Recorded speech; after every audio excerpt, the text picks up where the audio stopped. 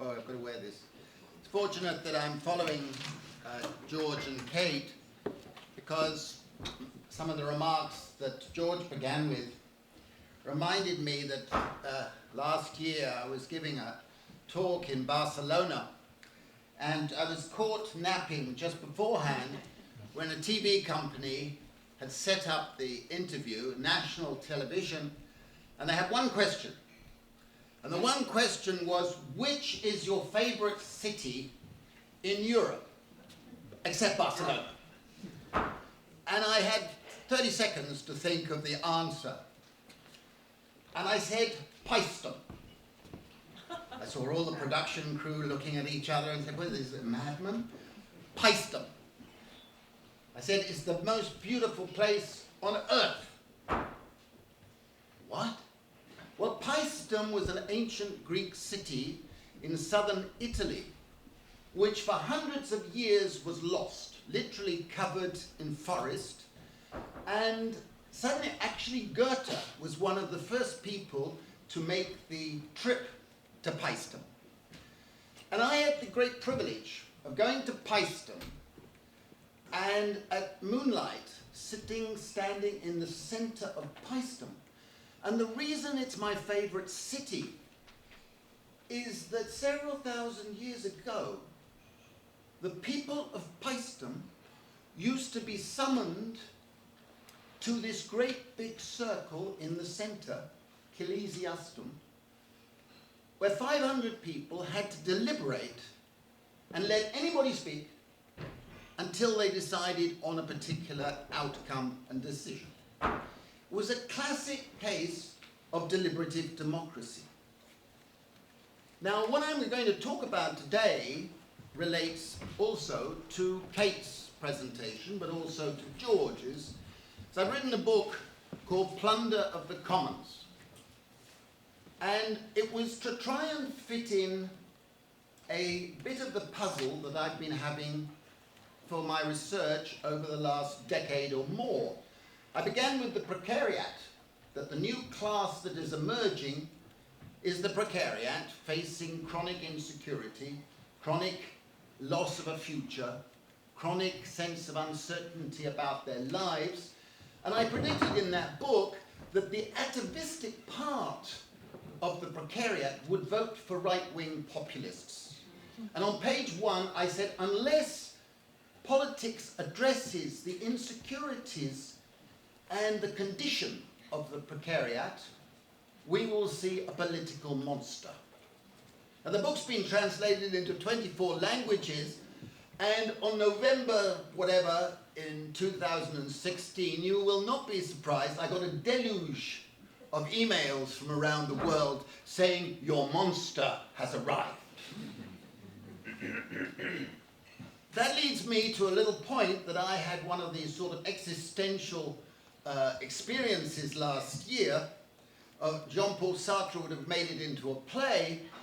I was in a VIP lounge in Delhi as one of the 2 speakers at a very high prestige conference. Modi was coming and so on.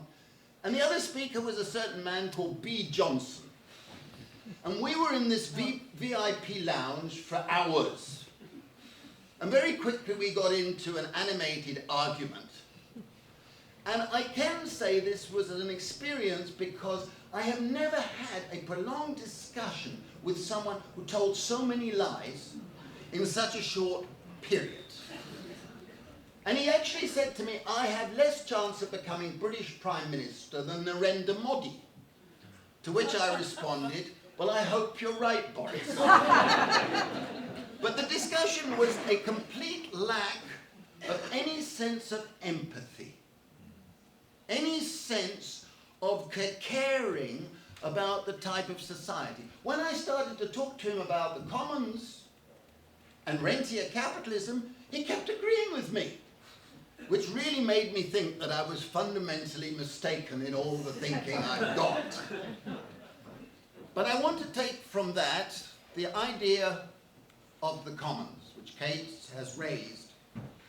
And it goes back to the commons in ancient Greece was about participating in the life of the agora. And the participation was part of Scholle, and it was understood by the ancient Greeks that you learned by being a participatory person inside the agora.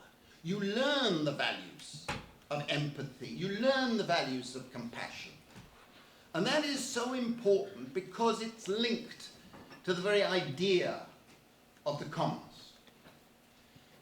And on November the 6th, 1217, two one-single-page parchments became the foundation stones of our Constitution. Only on 1217 did the first one become the Magna Carta. That set down common law principles and common principles of our existence. But the other document that was sealed in front of the 10-year-old king that morning, I'm sure if he'd been 20 or 30, he would have stopped it, was far more subversive than the Magna Carta itself. But it was also called a Magna Carta. It was a Magna Carta de Foresta, the Charter of the Forest. And I've taken the Charter of the Forest as the linchpin of my thinking because this charter was the first constitutional document to say that everybody has a right to subsistence. Everybody has a right to a home. Everybody has the right to work in the commons. Everybody has a duty of preservation, reproduction. It is a really subversive document. It also has the distinction of having been longer on our statute books than any other single piece of legislation. It was only formally repealed in 1971. And for generations after 1217, every church in England had to read it out in its entirety 4 times a year. Must have been very boring because it was in Latin and then ancient Norman and a long time before an English version came in. But it was that subversive. And in the principles of the Charter of the Forest, you can actually trace all the great rebellions that we've had in our history to the principles of that charter. The Peasants' Revolt of 1381, they were citing the charter for the Magna Carta, an extraordinarily subversive document. And I believe that we need a 21st century Charter of the Commons. So having posed that, and we did a wonderful barge trip up to Runnymede where we had workshops on the barge, then in the Speaker's Chamber we had a wonderful discussion of it. So I was really motivated to turn to say, okay, what is happening to our commons? What has happened to our commons? Now, first of all, you have to say, well, what is a commons and how does it come into existence? Because it's not just a matter of common pool resources like Eleanor Ostrom and others think about it. It's also about the principles of sharing. We had an ancient verb, to common.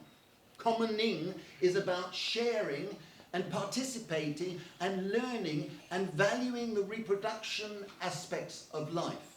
It was about preserving our society, our community, our sense of linking with nature, as Alexander von Humboldt taught us, the circle, the donut if you like.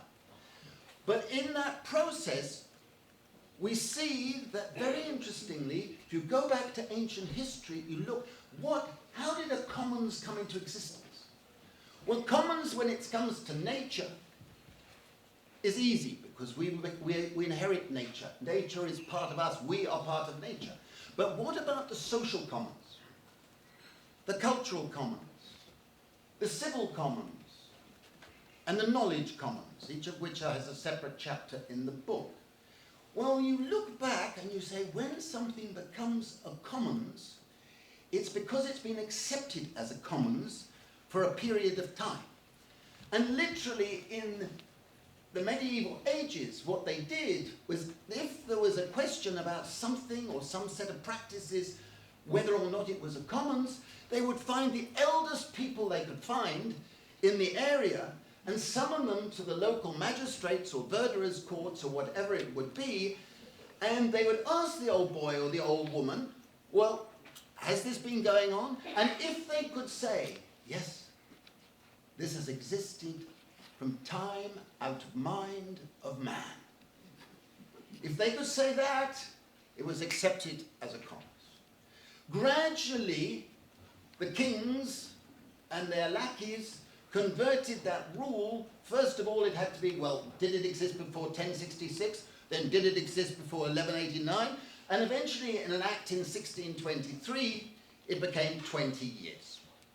So if something has been accepted as a commons, as an evolutionary universal, if you like, for 20 years or more, uncontested, then it exists as a commons. So in a sense, our National Health Service became a commons in 1968 because it had existed for 20 years as such.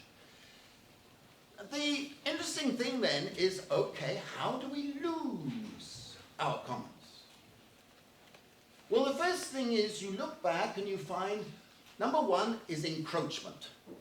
That's why they used to have the wonderful practice of perambulations once a year around all areas regarded as part of the commons, and it was called Rogentide, and then at the end of the process they all went and had cakes and ale. That's how the original idea came from.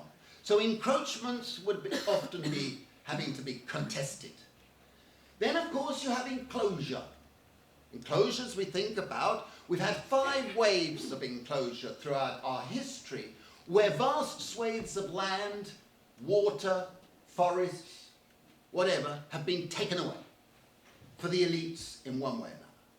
And the 5th wave began with a certain Margaret Thatcher of this college, who began, of course, with privatizing playgrounds, giving away 424,000 acres of land to the 9 regional water monopolies that she set up in England.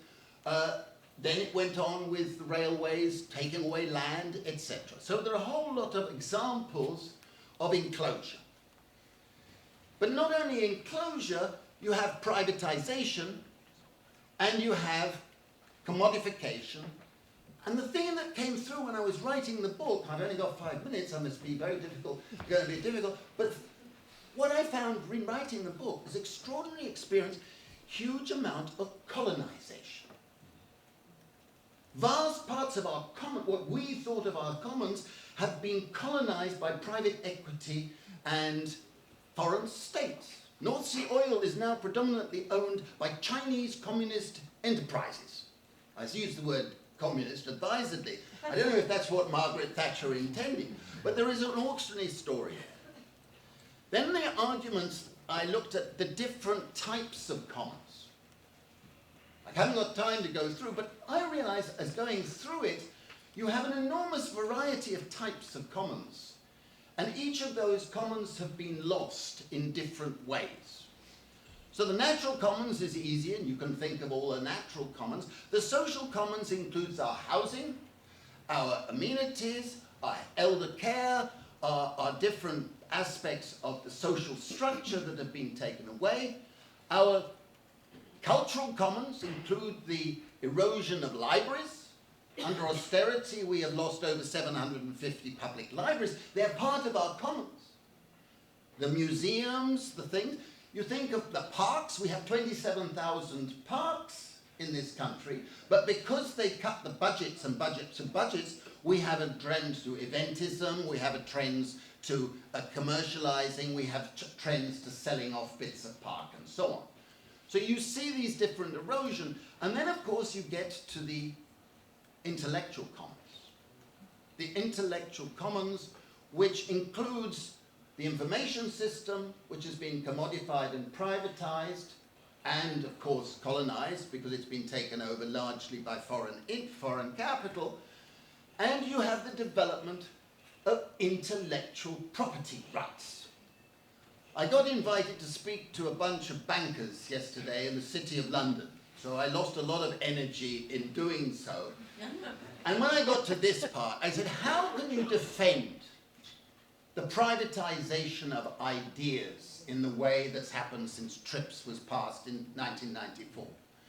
Thomas Jefferson made the famous point that ideas in nature cannot be made the subject of property. But yet we've had an extraordinary privatization and commodification of ideas since TRIPS. Those of you not familiar with what's happened, basically patents have multiplied. Every patent gives the holder a monopoly profit for 20 years or 40 years, depending on the sector. Copyright now gives people a monopoly income for the whole of their life plus 70 years or 95, depending on different circumstances. We've had a privatization of ideas. And the other part of the intellectual commons is our education system. The education system was the embodiment, should have been, if you look back at J.S. Mill or Newman or, the idea of teaching people to be compassionate, teaching people civics and ethics and standards of behavior, rather than to be a good tradesman, a good job holder. That was the essence of tertiary education. Of course, it had the defects of being elitist and all of that stuff, but the very essence of a good education was to teach you about your humanity and the ability to be part of a community and a sense of reciprocity in the way we live, and a respect, it should have been, a respect for our natural position.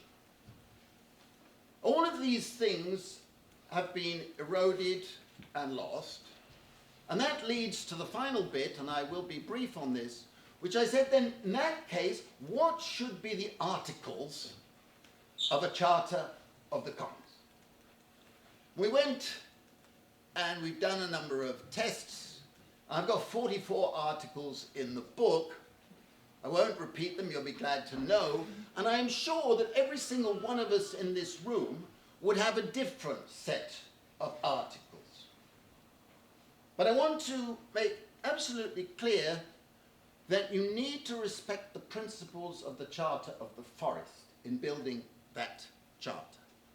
And the one little minor point, and it is a minor point of not disagreement, but a point that I would encourage Kate to do, is when you look at the Commons in detail, it's not just those 4 roles that you cited, but every Commons needs not just a steward, but a gatekeeper. A steward is the person who's the trustee of looking after and reproducing the Commons. A gatekeeper is needed to hold the stewards to account. We don't have, for example, in the privatization of water, some big financier yesterday at lunchtime, he said, well, we do have a steward. It's called Ofsted or whatever. And I said, yeah, but that steward is not being held to account by any gatekeepers. And that is why they have been pouring untreated sewage into our rivers and poisoning our scenery with impunity. They get modest fines, which they can pay with a laugh if they go to the bank, whereas they're making billions in profit by poisoning our rivers and seaside. We don't have effective gatekeepers, and we need, in every commons which you reproduce, you need that.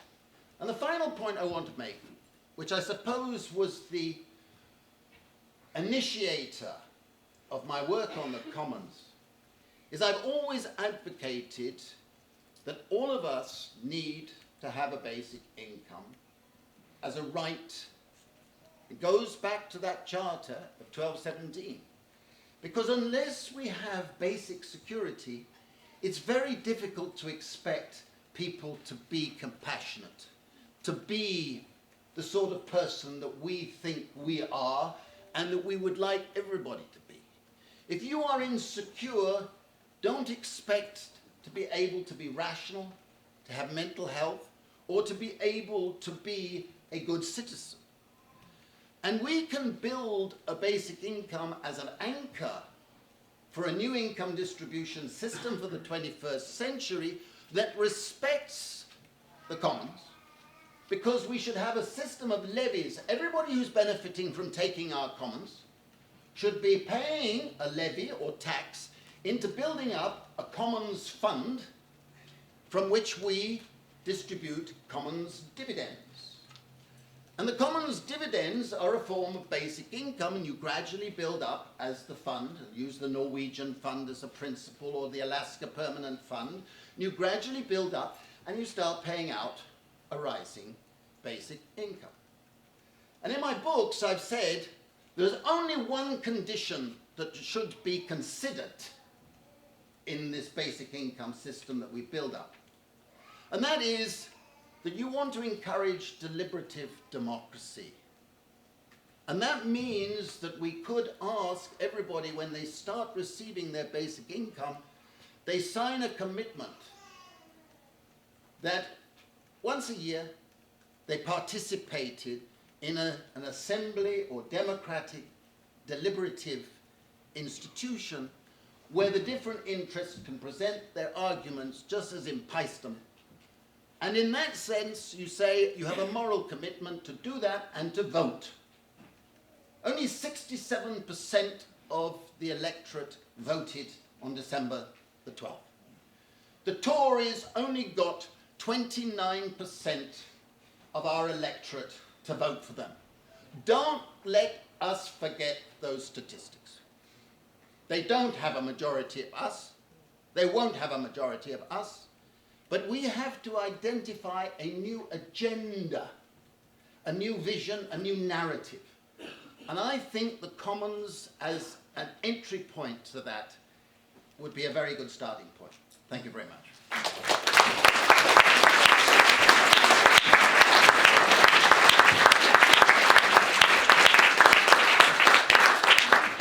Apparently, there are 5 minutes for questions. 5 minutes. Anyone want to? Yes? Yeah, thank you. I was really interested in the idea of gatekeepers, and it strikes me that of late, many of the activists have an innate sense of commons, of charter, and have in a way become the gatekeepers. They're calling people to, holding people to account. And how do activists do that more effectively?